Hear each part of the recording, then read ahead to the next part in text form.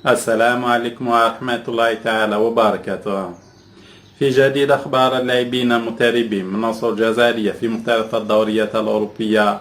وحسب آخر الأخبار من ألمانيا والتي أكدت عن خبر مؤسف بالنسبة للاعب الشاب إبراهيم مازا الذي تعرض لإصابة خطيرة مع نادي هرتا برلين الألماني، حيث أكدت ذات الأخبار بأن هذا اللاعب الشاب تعرض للإصابة على مستوى الركبة خلال تحضيرات فريقه للموسم القادم، وبعد خضوع هذا اللاعب الشاب للفحوصات الطبية الدقيقة والمعمقة تبين بأنه يعاني من إصابة خطيرة على مستوى الركبة ستبعده عن الملاعب لمدة لا تقل عن 3 أشهر، مع العلم بأن هذه الإصابة لا تستلزم إجراءه لعملية جراحية، وإنما تستوجب ركونه للراحة لمدة تزيد عن 3 أشهر بالإضافة لخضوعه للعلاج اللازم.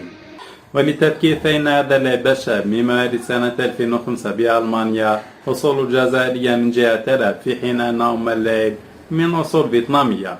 وقد تألق هذا اللاعب الشاب بشكل لافت للانتباه خلال الموسم الفارط في صفوف الفريق الثاني لنادي هرتا برلين، مما جعل إدارة الفريق تقوم باستدعاء هذا اللاعب الشاب خلال المباريات الأخيرة للفريق الأول لنادي هرتا برلين بالدوري الألماني. كما أن تألق هذا اللاعب الشاب جعل منه يتواجد في تحضيرات الفريق الأول استعدادا للموسم المقبل، إلا أنه ولسوء حظ هذا اللاعب فقد تعرض لإصابة خطيرة ستبعده عن الملاعب لعدة أشهر. سلام.